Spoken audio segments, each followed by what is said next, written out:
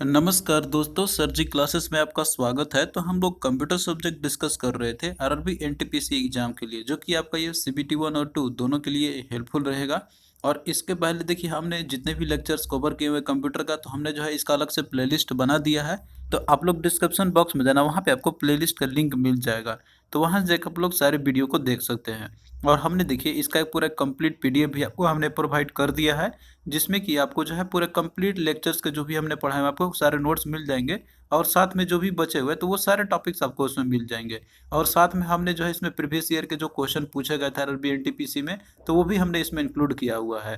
तो आप लोग जो डिस्क्रिप्शन बॉक्स में है ना, लिंक उसका वहाँ पे दिया हुआ है। और इसके पहले हमने इन्वायरमेंट का ही पूरा कंप्लीट लेक्चर्स अपलोड कर दिए हैं, और साथ में इनका पीडीएफ भी आपको प्रोवाइड किया हुआ है। तो चलिए स्टार्ट करते हैं हम लोग आज का क्लास।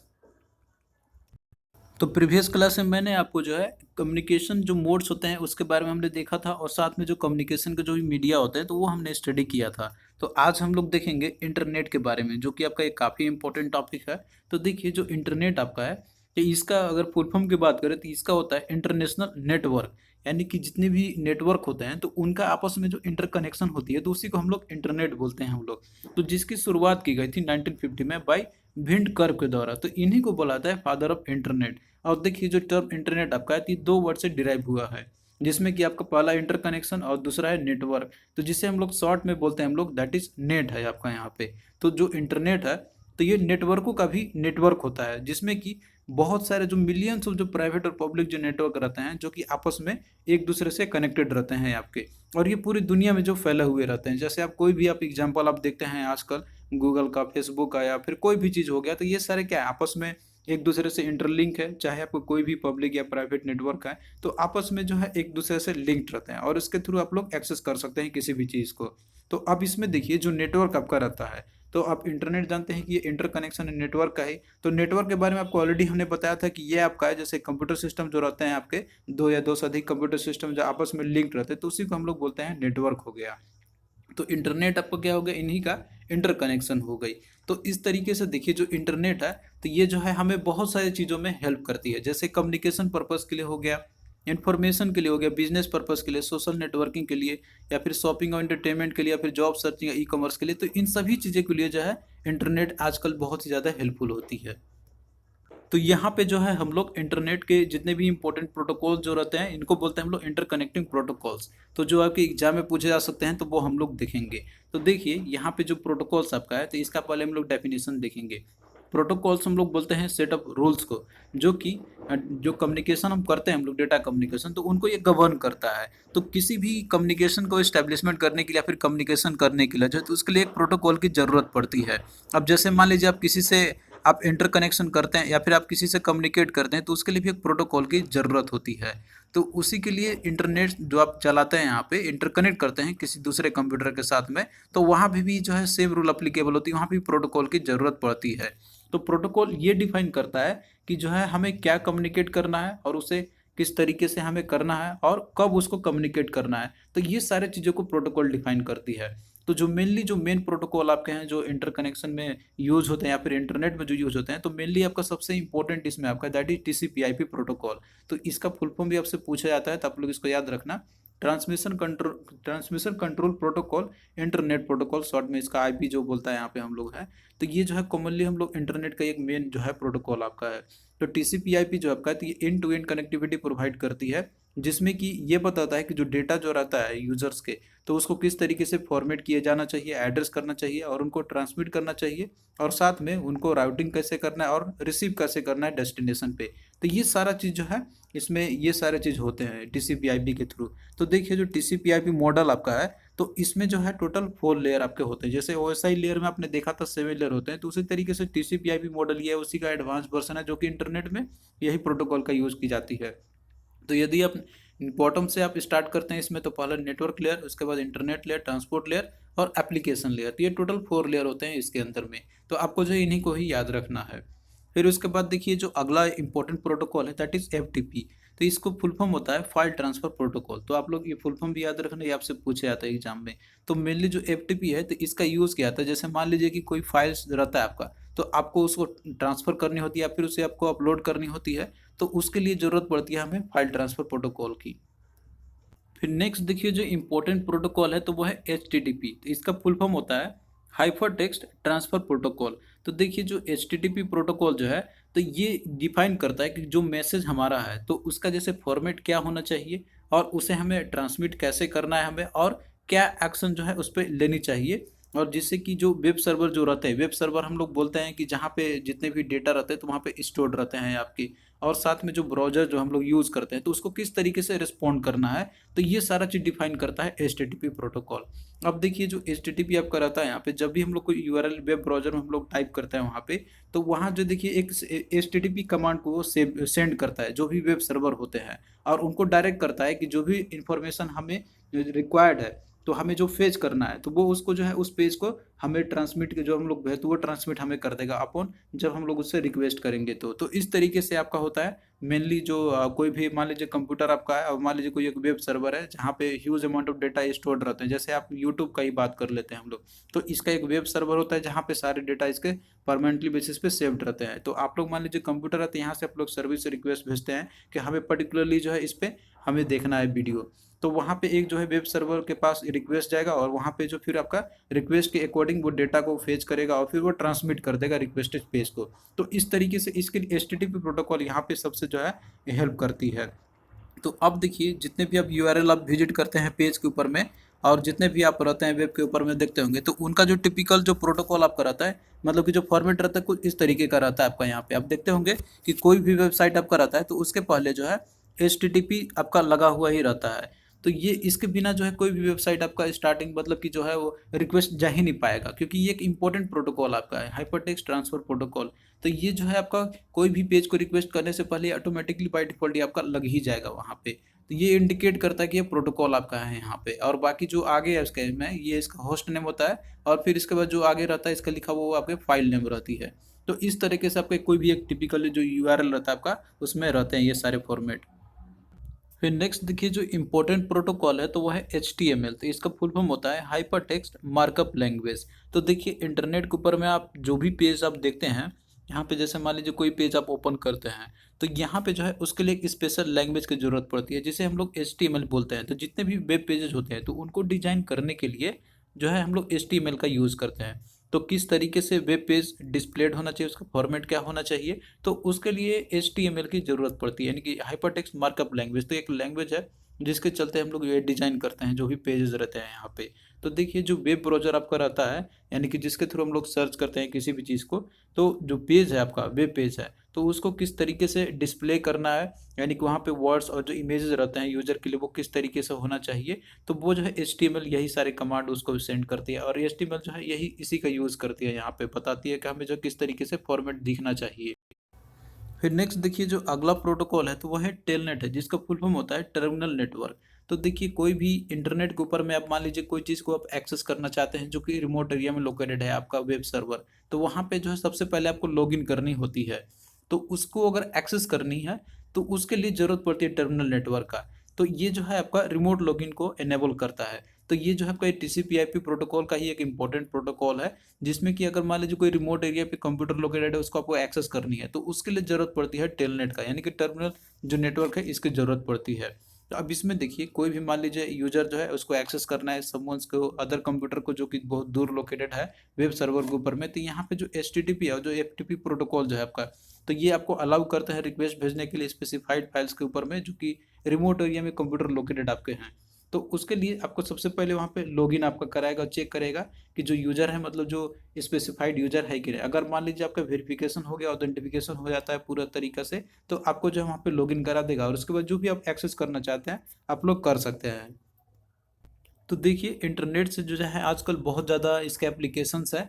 तो आप लोग क्या क्या यूज़ कर सकते हैं इंटरनेट के ऊपर में, तो यहाँ लिस्ट यहाँ पे एक दिया हुआ है आपका। यहाँ पे जैसे मान लीजिए आपको फाइल्स को डाउनलोड करनी होती है, अपलोड करनी होती है आपको साइट के थ्रू, या फिर अपने कंप्यूटर से आप साइट पे अपलोड करते हैं, या फिर साइट से अपने कंप्यूटर में अपलोड करते हैं आप या डाउनलोड करते हैं, तो ये सारा चीज़ इंटरनेट के थ्रू कर सकते हैं। और वहीं पर ऑनलाइन चैटिंग करनी होती है तो इंटरनेट का यूज़ किया जाता है। इसके अलावा ईमेल करने के लिए, वीडियो कॉन्फ्रेंसिंग के लिए हो गया आपका, ई लर्निंग के लिए, यानी कि इंटरनेट के ऊपर में आप जो भी लर्निंग कर, जैसे यूट्यूब ही हो गया आपका। इसके अलावा बैंकिंग सिस्टम आपका हो गया जो ऑनलाइन बैंकिंग आप करते हैं, तो ये सारा इंटरनेट के सर्विसेज है। उसी तरीके से शॉपिंग करने के लिए हो गया, रिजर्वेशन करने के लिए हो गया, सोशल नेटवर्किंग के लिए हो गया और ई कॉमर्स के लिए आपका हो गया।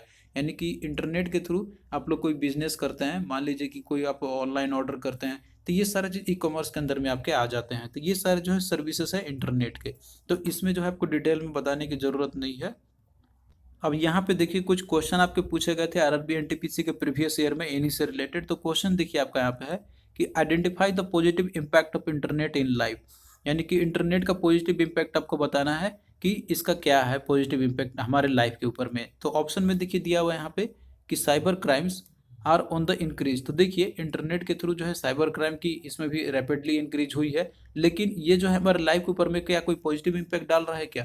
तो ये जाहिर सी बात है कि नहीं है, क्योंकि साइबर क्राइम किसी भी तरीके से जो है हमारे लाइफ में पॉजिटिव इम्पैक्ट नहीं डाल सकता है। ये थ्रेट ही है बल्कि एक तरीके से इंटरनेट का, तो ये तो आपका होगा ही नहीं। फिर अगला देखिए दिया हुआ इसमें बी में कि user suffers from internet addiction disorder. देखिए ये भी सही बात है कि जो इंटरनेट पे हम लोग टाइम बिताते हैं तो उसमें पता ही नहीं चलता है हमारा समय का, और लोग तो इसमें अब आदी हो चुके हैं, बिना इंटरनेट के अब उनका तो दिन कटेगा ही नहीं। तो ये भी एक तरीके से इसका डिसएडवांटेजेस ही है, ये पॉजिटिव इम्पैक्ट तो कभी हो ही नहीं सकता है हमारे इंटरनेट का हमारे लाइफ के ऊपर में। तो ये भी आपका नहीं होगा। फिर उसके बाद देखिए दिया आपका अगला यहाँ पे कि best source of knowledge through a click. तो देखिए एक क्लिक के थ्रू हम लोग कोई भी नॉलेज को हम लोग जान सकते हैं। तो ये इसका सबसे बड़ा पॉजिटिव इम्पैक्ट है इंटरनेट का हमारे लाइफ के ऊपर में। जहाँ पहले जानकारी लेने के लिए जो है हमें जैसे बुक में तलाशनी पड़ती थी कि कहाँ पे हमको प्रॉपर नॉलेज मिलेगा इसके रिगार्डिंग, लेकिन इंटरनेट के आने के बाद जो है तो ये सारा जो समस्या आती है काफ़ी हद तक हमारा दूर हो गया है। जहाँ पे हम लोग को एक क्लिक के थ्रू हम लोग जो है बेस्ट सोर्स का जो भी नॉलेज होती है तो उसको हम लोग कर सकते हैं। तो ये इसका सबसे बड़ा पॉजिटिव इम्पैक्ट है हमारे इंटरनेट का हमारे लाइफ में। तो यही इसका बेस्ट प्रोबेबिलिटी आंसर आपका रहेगा, तो ऑप्शन सी करेक्ट रहेगा। हालांकि ऑप्शन डी भी देखिए दिया है यहाँ पे कि leads to less physical activity and poor eyesight. तो देखिए ये तो एक जैसे डिसएडवांटेज ही है इसका, निगेटिव इम्पैक्ट है हमारे लाइफ का कि हम लोग ज़्यादा समय बचाते हैं, ज़्यादा समय व्यतीत करते हैं, तो इससे हमारा जो है आई साइट भी पुअर हो जाती है, और साथ में फिजिकल एक्टिविटी भी हम लोग उसमें कम कर देते हैं। तो ये भी एक इसका निगेटिव इम्पैक्ट है हमारे लाइफ के ऊपर में। तो आई होप कि अब क्वेश्चन को आप लोग समझ गए होंगे। फिर अगला क्वेश्चन देखिए दिया है इसमें कि एन ऑनलाइन डेमो इज। तो ऑनलाइन डेमो क्या होता है आपका यहाँ पे? तो देखिए जो ऑनलाइन डेमो आप कोई भी चीज़ आप देते हैं तो ये होता है आपका एक तरीके से नॉन इंटरेक्टिव प्रेजेंटेशन, जहाँ पे हम लोग वहाँ पे आपको एक्चुअली में प्रेजेंट तो नहीं होती है, लेकिन आपको एक तरीके से नॉन इंटरेक्टिव प्रेजेंटेशन आपकी होती है। तो ऑप्शन बी इसका करेक्ट आंसर हो जाएगा। फिर नेक्स्ट क्वेश्चन देखिए कि which one is not an network protocol. तो कौन सा इसमें से एक नेटवर्क प्रोटोकॉल नहीं है? तो यहाँ पे ध्यान से देखना आप लोग, यहाँ पे नेटवर्क की बात कही जा रही है, इंटरनेट की बात नहीं कही जा रही है। तो ऑप्शन में देखिए जब SSH HTML PPP और POP दिया हुआ है, तो देखिए जो नेटवर्क प्रोटोकॉल आपका इसमें से, तो जो SSH जो आपका है तो इसका फुल फॉर्म होता है सिक्योर सेल।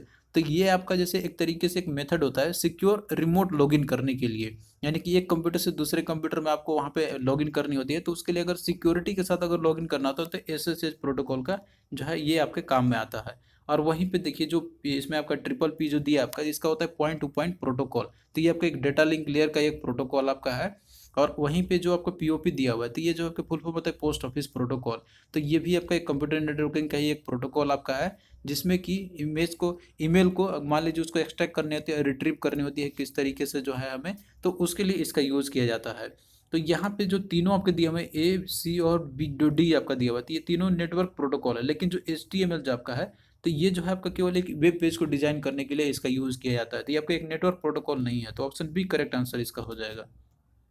अब आइए हम लोग यहाँ पे ईमेल के बारे में देख लेते हैं, हम लोग थोड़ा सा इसके रिगार्डिंग भी क्वेश्चन आपसे पूछे जाते हैं। तो देखिए ईमेल का फुल फॉर्म होता है इलेक्ट्रॉनिक मेल। तो ईमेल का जो इन्वेंशन किया गया था तो वो रॉय टॉमलिंसन के द्वारा ये की गई थी। तो ईमेल आपका एक तरीके से इलेक्ट्रॉनिक वर्जन आपका होता है, जिसमें कि हम लोग लेटर को लिख के सेंड कर सकते हैं या फिर रिसीव कर सकते हैं। हम लोग जैसे पहले पोस्ट के द्वारा हम लोग कोई भी इंफॉर्मेशन शेयर करते थे, उसमें लेटर लिखते थे हम लोग किसी को, लेकिन अब क्या आपका एक इलेक्ट्रॉनिक वर्जन आपका जिसमें कि सेंड और रिसीव कर सकते हैं हम लोग लेटर को इसमें। तो अब इसमें देखिए मैसेज को हम लोग सेंड कर सकते हैं या फिर रिट्रीव कर सकते हैं इलेक्ट्रॉनिक फॉर्मेट में। तो ईमेल देखिए जो ट्रांसमिट आपका होता है यहाँ पे दो कंप्यूटर सिस्टम के आपस में, तो उसमें जो है कुछ उसमें इंटरनेट प्रोटोकॉल्स रहते हैं जिनका हमें पालन करनी होती है। जैसे मान लीजिए ईमेल को एक्सचेंज करना है तो उसके लिए प्रोटोकॉल रहती है, तो मोस्ट ऑफ इस जो प्रोटोकॉल आपका POP तो इसमें यूज़ किए जाते हैं यहाँ पे। अब देखिए कोई भी ईमेल को सेंड करने के लिए या फिर रिट्रीव करने के लिए तो यूजर के पास जो एक वैलिड ईमेल एड्रेस होनी चाहिए। जैसे आपके पास एक वैलिड यूजर ईमेल आईडी आपके पास होती है, तो उसी तरीके से जो है सभी के पास ये होनी चाहिए, तभी जो है मेल भेजा जा सकता है उसके पास। तो जनरली जो इसमें आपका रहता है यहाँ पे जो पार्ट रहती है ईमेल आईडी का, तो उसमें मेनली इसके दो पार्ट रहते हैं और जिसमें कि @ सिंबल से सेपरेटेड रहते हैं। एक आपका रहता है यूजर नेम और दूसरा आपका रहता है इसमें होस्ट नेम, जिसे हम लोग डोमेन नेम भी हम लोग बोलते हैं, और ये सेपरेशन होती है इन दोनों के बीच में @ सिंबल से। और इसमें देखिए कोई भी स्पेस अलाउड नहीं रहती है ईमेल आईडी में। हालांकि आप इसमें अंडरस्कोर का आप यूज कर सकते हैं यहाँ पे, लेकिन जो है स्पेस अलाउड नहीं रहती है ईमेल एड्रेस में आपका। तो ये पॉइंट आपका बहुत ही इंपॉर्टेंट है, बहुत बार ये क्वेश्चन में आपसे पूछे जाते हैं यहाँ पे कि उसमें जो है जो दोनों रहते हैं आपके, तो किस सिंबल से हम लोग सेपरेट करते हैं, तो आपका रहता है @ सिंबल से। और बाकी पहले जितने भी रहता है आप यहाँ पे कितना भी आप यूज़ कर लीजिए तो आपका यूजर नेम ही रहेगा। जैसे मेरा ईमेल आईडी ये वाला है mk898275, तो ये यूजर नेम हो गया, और @ यहाँ पे जो सेपरेशन होती है, और फिर उसके बाद होस्ट नेम आपका हो गया जो कि gmail.com है। तो इस तरीके से और भी बहुत सारे जो है होस्ट होते हैं इसके, जैसे आपका रेडिफ मेल हो गया, yahoo.com का हो गया। तो ये सारे और भी रहते हैं जो आपकी ईमेल फैसिलिटी प्रोवाइड करते हैं यहाँ पे।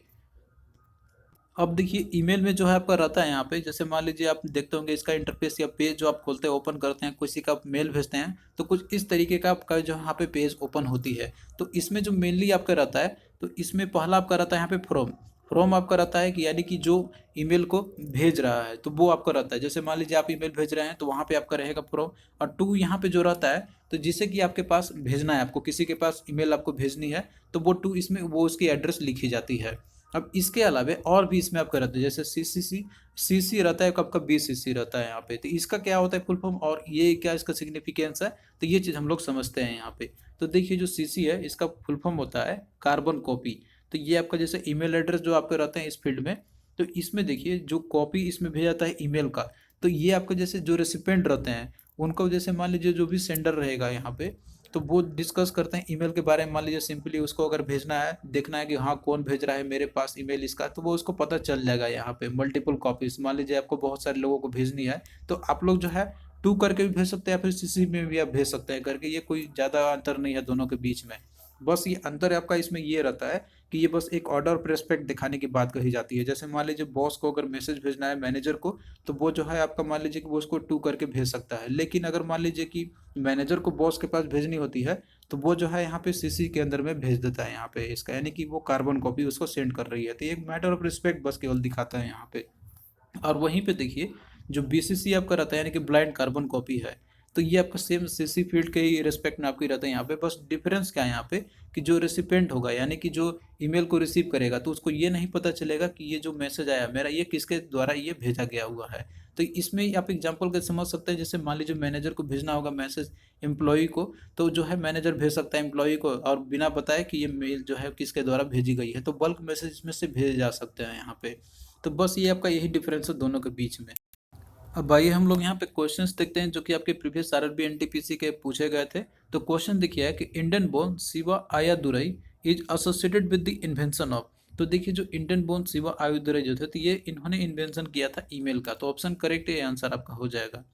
फिर अगला देखिए क्वेश्चन है कि on which network was the first SMS sent. तो किस नेटवर्क पे जो है पहला एसएमएस सेंड की गई थी। तो इसका देखिए राइट आंसर आपका हो जाएगा, दैट इज वोडाफोन। तो ऑप्शन बी करेक्ट आंसर आपका हो जाएगा। तो देखिए जो नील थे इन्होंने वर्किंग किया था इस पे, जैसे इन्होंने टेस्ट किया था इन्होंने, और यही डेवलपर थे, इंजीनियर थे, जो कि इन्होंने एक शॉर्ट मैसेज को क्रिएट किया हुआ था। और ये अपने एक क्लाइंट को मैसेज भेजना चाहते थे जिसमें कि वोडाफोन का इन्होंने नेटवर्क का यूज़ किया हुआ था भेजने के लिए। और ये जो है सबसे पहला टेक्स्ट था, यानी कि जो टेक्स्ट के थ्रू मैसेज सेंड की गई थी 3 दिसंबर 1992 को। और इन्होंने देखिए सिंपली सेंड जो मैसेज किया था वो मेरी क्रिसमस इन्होंने लिख के दिया हुआ था। और इसी के बाद से जो है फिर जो है मैसेज का भेजना प्रचलन जो है शुरू हुआ था। तो जो पहला नेटवर्क जिसपे कि मैसेज सेंड किए गए थे तो वो वोडाफोन के थ्रू की गई थी। तो बस आपको सिंपल यही याद रखना है यहाँ पे। फिर अगला देखिए क्वेश्चन है कि name the device use to connect computer for communication via telephone line. तो देखिए यहाँ पे सिंपल क्वेश्चन आपका है कि वो डिवाइस का नाम आपको बताना है यहाँ पे कि जनरली हम लोग कंप्यूटर के ऊपर में जो कनेक्ट करते हैं हम लोग कम्युनिकेशन करने के लिए टेलीफोन लाइन के थ्रू, तो उसके लिए क्या ज़रूरत पड़ती है। तो इसके लिए देखिए मॉडेम की एक ज़रूरत पड़ती है, और मॉडेम का आपने यूज़ भी किया होगा। तो राइट आंसर ऑप्शन डी इसका हो जाएगा। अब ये हम लोग इसके अलावा और भी इंपॉर्टेंट क्वेश्चन को हम लोग देख लेते हैं जो कि आपका एग्जाम पॉइंट ऑफ व्यू से इंपॉर्टेंट है। तो क्वेश्चन देखिए है कि when sending an email the dash line describe the contents of the message. तो जब हम लोग ईमेल भेजते हैं हम लोग, तो कौन सा लाइन जो है डिस्क्राइब करता है आपका कंटेंट मैसेज का। तो देखिए इसमें दिया आपका सब्जेक्ट टू या कंटेंट्स या फिर सीसी। तो जो सब्जेक्ट आपका रहता है तो ये दिखाता है कि जब ईमेल भेजते हैं तो उसका कंटेंट क्या है। जैसे मान लीजिए कि आप लोग क्वेश्चन अगर भेज रहे हैं किसी को, तो उसमें आप लिख देते हैं कि क्वेश्चन पेपर, तो उसी से समझ में आ जाता है कि हाँ, जो मेरे पास जो कंटेंट आ रहा है तो वो किस टाइप का है। तो वो सब्जेक्ट से ही देख के पता चल जाता है। तो ऑप्शन ए आपका करेक्ट आंसर होगा। और बाकी टू जो रहता है, तो टू आप देखते हो कि जिसके पास आपको भेजना रहता है तो उसकी एड्रेस लिखी जाती है, ईमेल एड्रेस। और कंटेंट तो आपका जैसे जो आप लिखते हैं अंदर में वो आपका रहता है यहाँ पे। और सीसी है आपका कार्बन कॉपी है। फिर अगला देखिए क्वेश्चन है कि who develop the concept of email.